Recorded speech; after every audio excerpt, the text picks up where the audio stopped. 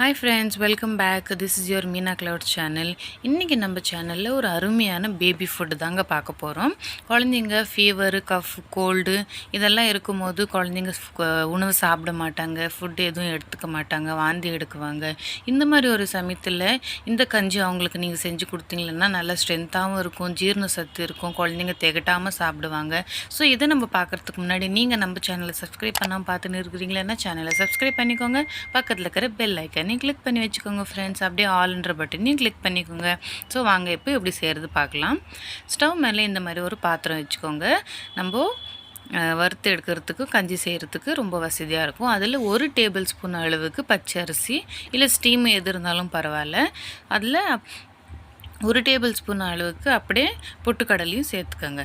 பொட்டுக்கடலையும் சேர்த்துக்கின்னு அரிசியும் பொட்டுக்கடலையும் இதை நல்லா சிம்மில் இல்லைன்னா லோ ஃப்ளேமில் வச்சு தான் வறுத்து எடுத்துக்கணும்.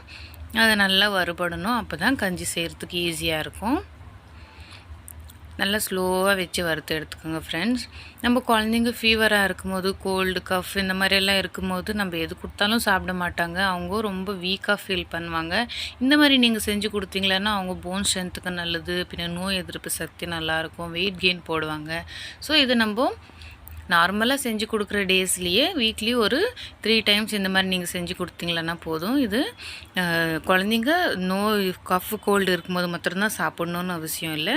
நீங்கள் எப்போ வேணாலும் இது செஞ்சு கொடுக்கலாம். குழந்தைங்களுக்கான ஒரு போன் ஸ்ட்ரென்த்துக்கான அருமையான ஒரு உணவு தான் இது. இது பாருங்கள், இது அப்படியே லோ ஃப்ளேமில் வச்சு வறுத்து எடுத்துக்கணும். கொஞ்சமாக லைட்டாக ப்ரௌன் கலரில் வந்திருக்கு பாருங்கள் ஃப்ரெண்ட்ஸ். இந்த மாதிரி சிம்மில் வச்சு வறுத்து எடுத்துக்கணும் நீங்கள். அப்போ தான் பொடி பண்ணும்போது நல்ல ஒரு ஃபைன் பவுடராக வரும். அவ்வளோதான், அப்படியே கைவிடாமல் கிண்டினிருங்க.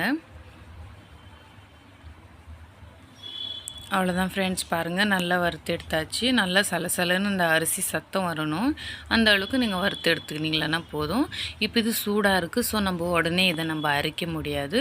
ஒரு பிளேட்டில் ட்ரான்ஸ்ஃபர் பண்ணி இது கொஞ்சம் நம்ம ஆற விட்டுக்கலாம். அவ்வளோதான் பாருங்கள், இந்த மாதிரி நல்லா எல்லா பக்கமும் பரவி விட்டுட்டு ஆற விட்டுருங்க. இதே குவான்டிட்டியில் செய்யணும்னு அவசியம் இல்லை. நான் எடுத்துருக்கிற இந்த மாதிரி குவான்டிட்டிலே 1 கப்பு அரிசி, 1 கப்பு பொட்டுக்கடலைன்ற மாதிரி நீங்கள் செஞ்சு வறுத்து நீங்கள் அரைச்சி ஒரு டைட் கண்டெய்னரில் போட்டு ஒரு மந்த் வரைக்கும் நீங்கள் யூஸ் பண்ணி வச்சுக்கலாம் ஃப்ரெண்ட்ஸ். பாருங்கள் ஆறிடுச்சு. இது ஒரு மிக்ஸி ஜாரில் போட்டு இதை நம்ம அரைச்சி எடுத்துக்கலாம். பாருங்கள் அரைச்சி எடுத்துக்கினேன் நான். ஸோ இந்த மாதிரி ஒரு ஃபைன் போடுற இந்த அளவுக்கு இருந்தால் போதும். நம்ம கஞ்சி தாராளமாக செஞ்சுக்கலாம். இதை ஒரு பாத்திரத்தில் மாற்றிக்கோங்க. பாருங்கள், நான் அதே பாத்திரத்தில் செஞ்சுக்கிறேன். கஞ்சி செய்ய ஈஸியாக இருக்கும். பாருங்கள், நான் மாற்றிக்கினேன். ஸோ இதில் நம்ம கொஞ்சமாக வாட்டர் ஆட் பண்ணிக்கின்னு, இதான் ஃபஸ்ட்டு ஸ்டெப்பு கஞ்சி செய்கிறதுக்கு. கொஞ்சமாக வாட்டர் ஆட் பண்ணிக்கின்னு இதை நல்லா அப்படியே கட்டி இல்லாமல் ஃபஸ்ட்டு கலந்து விட்டுக்கலாம். பாருங்கள், இந்த மாதிரி கலந்து விட்டாச்சு. இந்த மாதிரி கொஞ்சம் கூட உண்டியாக பிடிக்கும் இல்லைங்களா, அந்த மாதிரி இல்லாமல் எப்படி செஞ்சு நம்ம கஞ்சி செஞ்சோம்னா கஞ்சி நல்லா ஸ்மூத்தாகவே வரும், கட்டி இல்லாமல் வரும். அதனால தான் இந்த மாதிரி நம்ம செய்கிறது. இதில் நம்ம கஞ்சி செய்கிறதுக்கு இப்போ தேவையான அளவுக்கு தண்ணி சேர்த்துக்கலாம். பாருங்கள், நம்ம இது 1 டேபிள் ஸ்பூன் அளவுக்கு தான் அளந்து எடுத்துக்கிறோம் இல்லைங்களா. அதனால் ஒரு டைம் செய்கிறதுனால 1 கிளாஸ் அளவுக்கு தண்ணி இதில் சேர்த்துமோன்னா கரெக்டாக இருக்கும்.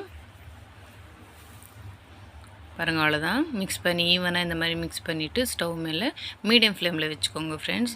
ஒரு 10 நிமிஷம் போல் இதை நல்லா கைவிடாமல் கிண்டின்னு இருங்க. அது ஒரு திக்கான பதத்துக்கு மாறும். அவ்வளோதான் ஃப்ரெண்ட்ஸ், இந்த மாதிரி கைவிடாமல் கிண்டினே இருங்க. அதே மாதிரி ஹோம்மேட் செரலாக்கு வீட்டிலே நம்ம குழந்தைங்களுக்கு எப்படி சத்தாக பேக்கெட் உணவு இல்லாமல் நம்மளே சத்தாக எப்படி செரலாக்கு வீட்டிலே செய்யலான்றதை நான் வீடியோ போட்டிருக்கேன். என்னோடய வீடியோ நீங்கள் பார்க்கணுன்னாக்கா நம்ம சேனலை சப்ஸ்கிரைப் பண்ணிக்கின்னு வீடியோ செக் பண்ணி பாருங்கள். பாருங்கள் ஃப்ரெண்ட்ஸ், 10 நிமிஷம் போல் நம்ம இது கிண்டினே இருந்தோம். இந்த அளவுக்கு கொஞ்சமாக திக்காய் வந்திருக்கு பாருங்கள். இப்படியே இன்னும் ஒரு 2 மினிட்ஸ் போல் இது அப்படியே நம்ம இன்னும் கொஞ்சமாக திக்னஸ் வரணும். பாருங்கள், அந்த அளவுக்கு நம்ம கைவிடாமல் கலந்து விட்டுக்கலாம்.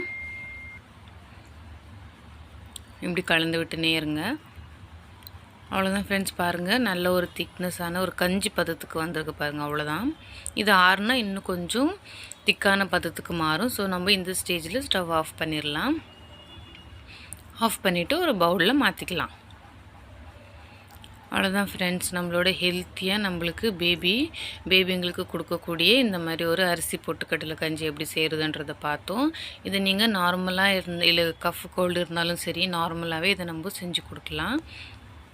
இந்த மாதிரி ஒரு வீக்லி ஒரு 3 டைம்ஸ் போல் குழந்தைங்களுக்கு செஞ்சு கொடுங்க ஃப்ரெண்ட்ஸ். இந்த வீடியோ பிடிச்சிருந்தாக்கா மறக்காமல் நம்ம சேனலை சப்ஸ்கிரைப் பண்ணி வச்சுக்கோங்க. பக்கத்தில் இருக்கிற பெல் ஐக்கனையும் கிளிக் பண்ணிக்கோங்க. இது போல் ஒரு நல்ல வீடியோவில் குழந்தைங்களுக்கான பேபி ஃபுட் வீடியோவில் சந்திக்கலாம். தேங்க்யூ ஃபார் வாட்சிங்.